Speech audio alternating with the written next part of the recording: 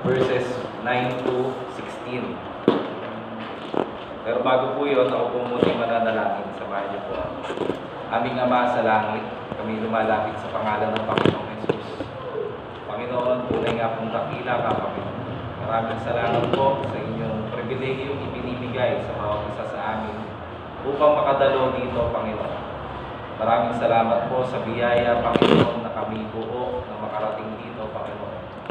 At makapakinig ng inyong salita, pagbulay-bulayan ng inyong salita, at kami makapagniig sa inyo, Panginoon, makapanalangin sa inyo, Panginoon, upang hindi namin mapabayaan ang aming relasyon sa iyo, Panginoon. Alam po namin na kayo rin po ang gumagawa nito, Panginoon. Kinukonvict niyo po kami bawat isa. Maraming salamat po sa inyong dakilang kapangyarihan, Panginoon. Panginoon, gayon din po, hinihingi ko po ang inyong dakilang kapangyarihan. Nawa pagkalooban niyo po ako ng Banal na Espiritu, pagmamay sa akin, sa aking pagsasalita, sa aking mga kapatid, sa iyo, Panginoon.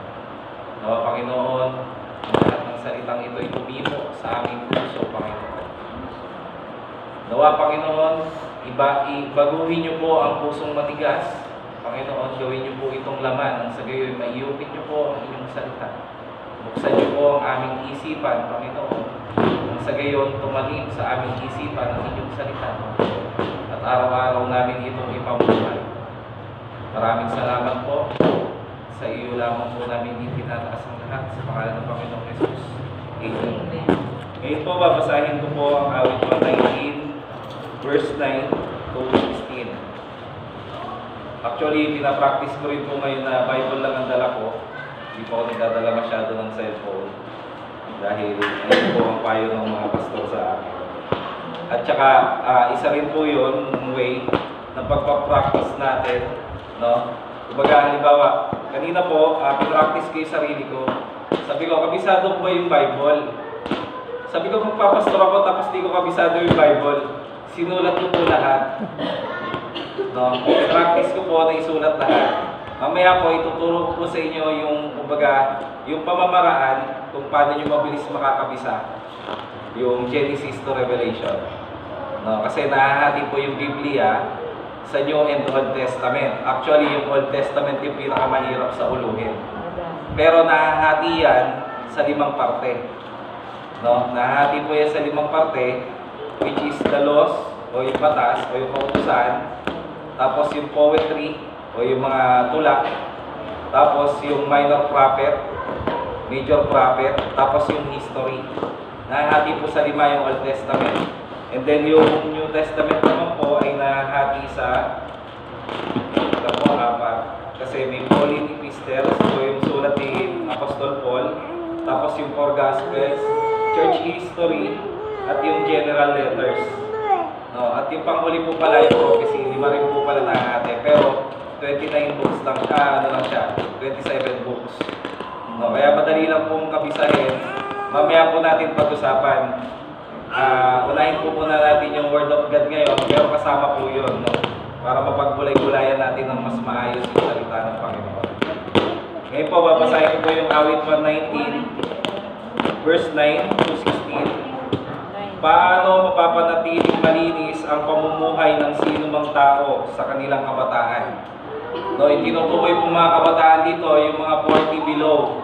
Pero syempre, dahil salita ng Panginoon to, applicable to sa lahat ng tao. And then, sa pamamagitan ng pagsunod sa banal mong kautusan, o dito sa Scripture, buong puso ang hangad kong sambahin kita at lilingkuran, huwag mo akong hayaang sa utos mo ay sumuway.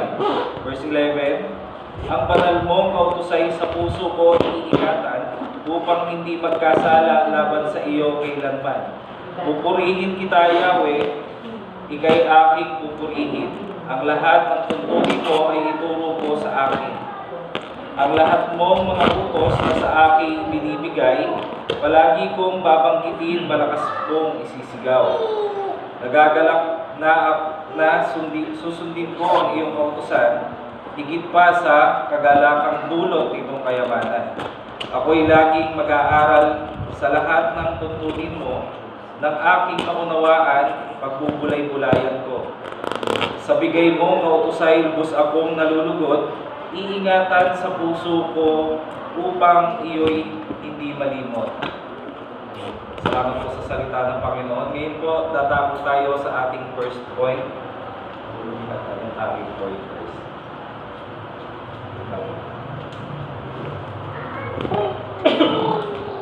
Yung ating pong unang puntos ay nakapaloob din po dito sa chapter na ito. Pero ang puntos po natin dito ay ang Word of God ay ang ating proteksyon. Mababasa po natin yan sa verse 9 and verse 11. Paano mo mapapanatiling malinis ang pamumuhay ng sino mang tao? Kumbaga, sinasabi po dito ng psalmist, alam po po si Beth po yung nagsasalita dito, katapos ni Alep. Kasi yung Psalms 119 po ay awitin tungkol sa Panginoon, pagpupuri sa Panginoon, pag-iingat ng kanyang salita. Pero ang nagsasalita po dito, o yung kumakanta ay si Beth. Sinabi po ni Beth dito, ang Word of God ay ang ating proteksyon. Ibig sabihin, paano natin mapapanatiling malinis ang ating pamumuhay? Ito ay sa pamamagitan lang ng pagsunod sa banal na kautusan o dito sa Scripture. No? Wala naman po nakalagay dito na ikapapahamak natin, mga kapatid. Kumbaga, ito yung magiging proteksyon natin laban sa mundong ito. Dahil kung ating nalalaman po, tayo po ay mga dayuhan lamang dito sa mundong ito. Amen po ba? Sa John 17 po ay mababasa natin yun. Sa John 17, sinasabi ng Panginoon, sila'y aalipustahin dito, sila ay bubusigin dahil hindi sila taga rito. Katulad ko, hindi rin ako taga rito, sabi ng Panginoong Jesus. Sa John 17 po yan, mababasa natin. And then sa verse 11 po ng awit 119 pa rin, mababasa natin dito, ang banal mong kautusay sa puso ko iingatan upang hindi magkasala laban sa iyo kailanman. Yung protection natin na manggagaling sa Word of God ay magiging protection natin laban sa paggawa ng masama. Kasi di ba mga kapatid, ang pagkatakot sa Panginoon ang pasimula ng karunungan. Ngayon kung marunong tayo, mapoprotektahan natin yung sarili natin laban sa paggawa natin ng masama. Hindi tayo makagawa ng masama once na iniisla sa alang-alang natin ang salita ng Panginoon. Hindi natin gagawin yung mga bagay na ayaw ng Panginoon. Lahat po yan nakasulat dito, mga kapatid. Di ba po meron nga po siyang isinulat dito na 6 na kinasusuklaman ng Panginoon. No? Meron po siyang mga kinasusuklaman. Ngayon, dapat natin malaman yun at pag-aralan natin kung paano umiwas. At syempre, mananalangin tayo para tayo makaiwas. Proteksyonan din tayo ng Panginoon para tayo makaiwas sa lahat ng masamang gawain. Syempre, gagawin natin yon para tayo maging kalugod-lugod sa harap ng Panginoon. Para maging matuwid tayo sa paningin niya. Pero mangyayari yon, syempre, unang-una sa lahat, yung ating repentance. No? At yung ating pagsampalataya sa Panginoong Jesus. Ayun lang yung magiging matuwid tayo sa paningin ng Diyos sa pamamagitan lang ng dugo ni Kristo. Pero syempre, pag sumunod ka at sumampalataya ka sa Panginoong Jesus, kailangan mo sundin lahat ng word dito upang hindi tayo magkasala ng tuloy-tuloy. Ano yun? Pagdating sa atin, bukas papalinis ulit tayo. Isang beses lang namatay ang Panginoong Jesucristo sa krus. No? At tayo isang beses lang din naman nananampalataya at tinanggap natin siya isang beses lang. Ngayon, kailangan natin gawin yung ating kalinisan pang araw-araw naman. Dahil nalinis na tayo, ang kulang na lang, huwag na natin lagyan ng dumi yung ating katawan ulit. No? And then, bago po tayo sa ating point number 2, ito po yung obeying comes from desire. Yung pagsunod pala natin ay nag-uumpisa sa ating kagustuhang sumunod. No? Kumbaga, binibigyan din naman tayo ng Panginoon, binibigyan tayo ng desire para sumunod sa Panginoon. Mababasa pa rin po natin yan sa awit 119, 10 and 14. No, sinasabi po dito, buong puso ang hangad kong sambahin ka at paglingkuran. Buong puso ang hangad ko Ibig sabihin, siya ay nag-ahangad na sumunod sa Panginoon at siya'y paglingkuran. And then, sinabi pa niya, huwag mo akong hayaang sa utos mo ay sumuway. No? Maganda po maging prayer natin to. Sabihin natin sa Panginoon, Panginoon, huwag mo kaming hayaang sa utos mo ay sumuway. Kasi, ayan, araw-araw naman nating nagagawa. Actually, talagang tayong mga tao talaga, mahilig tayo sa masama. Sinabi nga ng Panginoon, tayo nung ipinaglilihi pa lamang, ay talagang masama na hanggang sa isinilang. Sabi ko sa Isaiah. No? And then makikita po natin sa verse 14, nagagalak na, sundin ko ang iyong kautusan. Higit pa sa kagalakang dulot nitong kayamanan. No? Ayun pala, dapat pala pagyamanin natin yung ating desire sa pagbubulay-bulay ng salita ng Diyos, at kailangan pa-importansyahan natin ito ng higit pa sa kahit anong kayamanan dito sa mundo. Dahil ang totoong kayamanan, mga kapatid, ay wala dito sa nakikita natin. Ang totoong kayamanan ay nandoon. Doon tayo mag-impok ng kayamanan sa langit, kung saan walang nabubulok, walang kinakalawang, at walang makakapasok na magnanakaw. Amen po ba? Amen. Ngayon po, tungo na tayo sa point number 3, mabilis lang po ito. Ito na po yung paglago natin sa pamamagitan ng pagre-reflection o yung ating application sa buhay. No? Makikita po natin yan sa verse 13 ditong awit 119 pa rin. Ang lahat mong mga utos na sa aking ibinigay, palagi kong babanggitin, malakas kong isisigaw. Ako'y laging mag-aaral sa lahat ng tuntunin mo ng aking maunawaan. Pagbubulay-bulayan ko. No? Makikita po natin dito, binabanggit ni Beth na ang growth ay pag-a-apply ng Word of God sa ating sarili. No? At ito pa po sa verse 16, sa bigay mong kautusay, lubos akong nalulugod. Iingatan sa puso ko upang iyo'y hindi malimot. Kapatid, kapag tayo'y nagde-devotion, alalahanin natin, hindi lang tayo basta nagbabasa. Kapag hindi mo maintindihan, ulit-ulitin mo. At kapag hindi mo pa rin maintindihan, ulitin mo pa rin. Pero uunahin mo syempre, humingi ka ng knowledge and wisdom sa Panginoon. No? Hihingi ka ng knowledge and wisdom, Panginoon, ipaunawa mo sa akin yung kautusan mo, o yung scripture na isinulat mo, o yung sinabi po ni Apostol Pablo kay Timoteo na yung God-breathed words mo, o yung sinabi mo mismo, Panginoon, ipaintindi mo sa akin ngayon. Dahil kung hindi, paulit-ulit ko po itong babasahin. At pag paulit-ulit mo nang nabasa yun, naintindihan mo na, naunawaan mo na, alam mo na kung paano isagawa, bakit hindi natin lakarin yung ating binasa. Ilakad natin. Hindi naman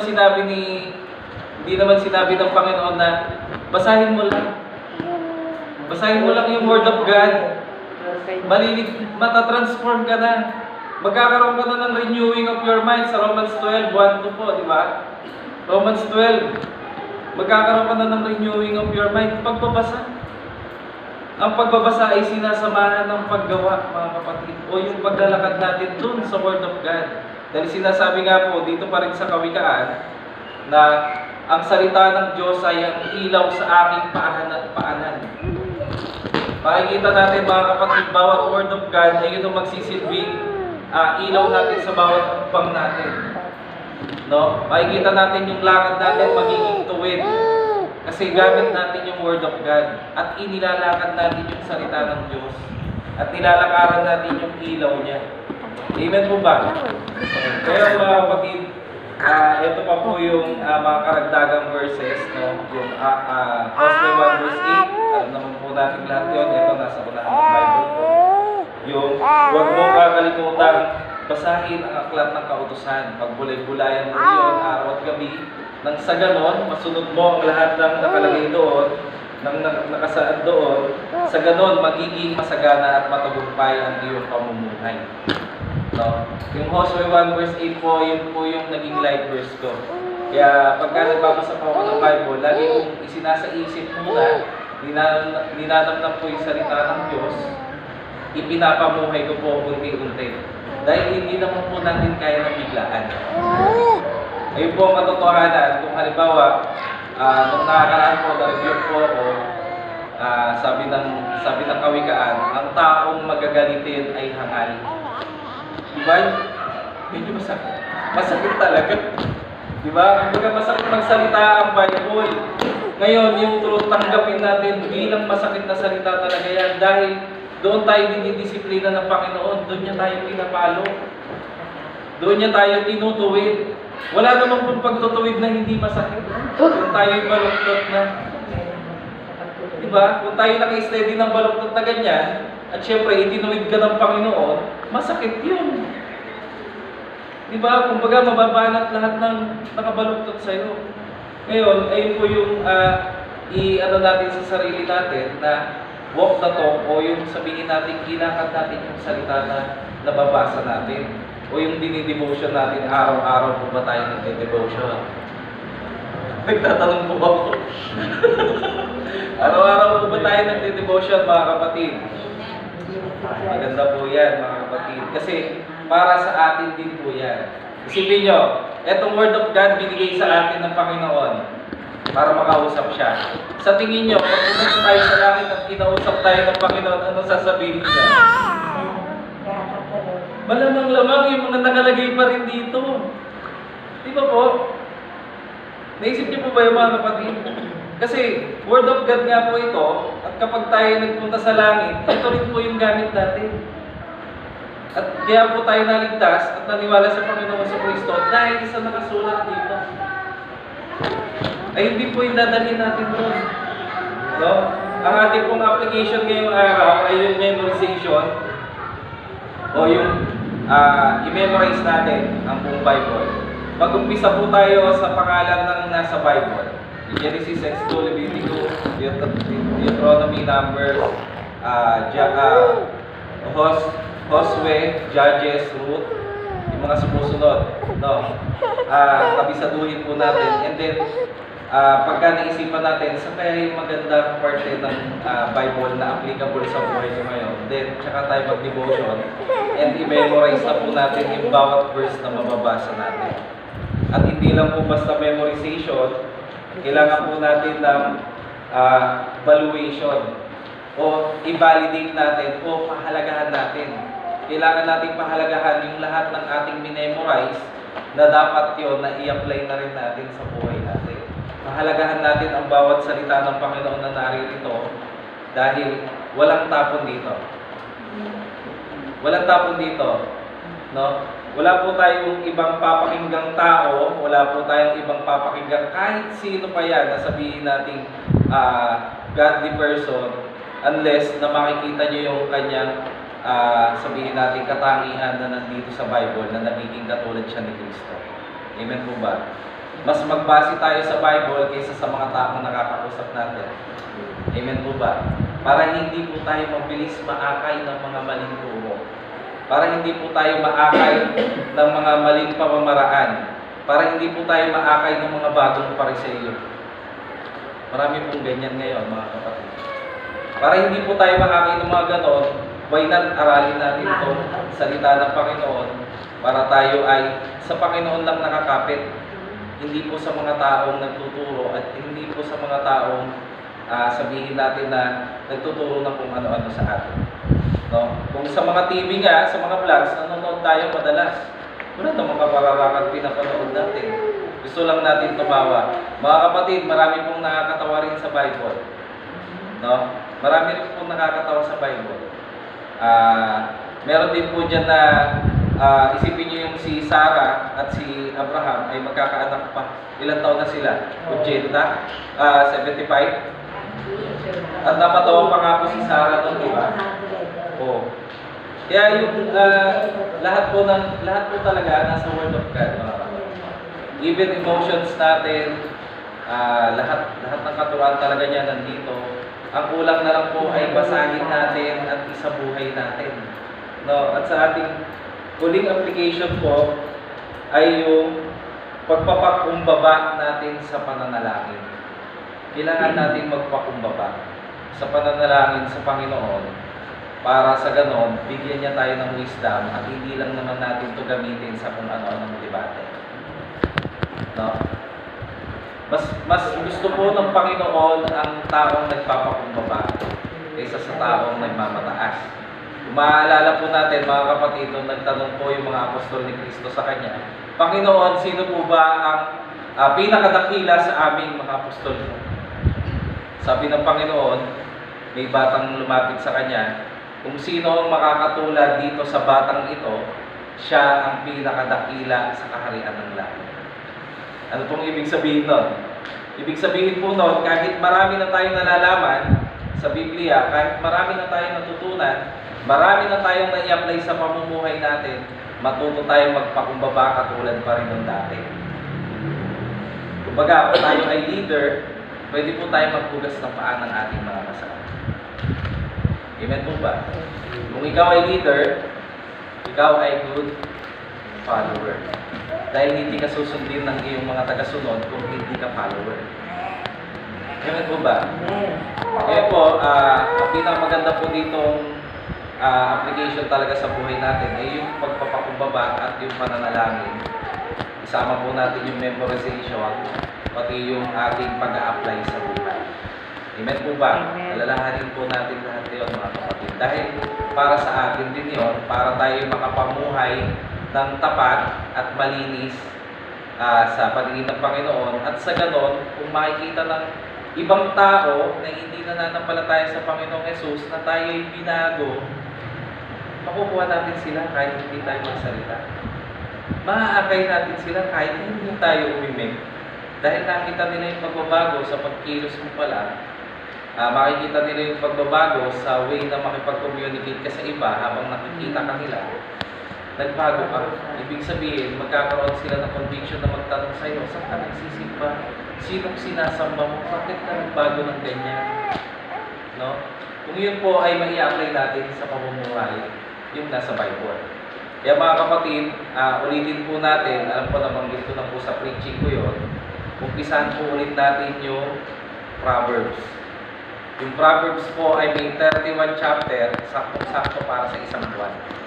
Isang araw, bawat isang chapter, palagay ko naman, lahat tayo ay may paglago pagkatapos kung i-apply natin sa ating pamumuhay.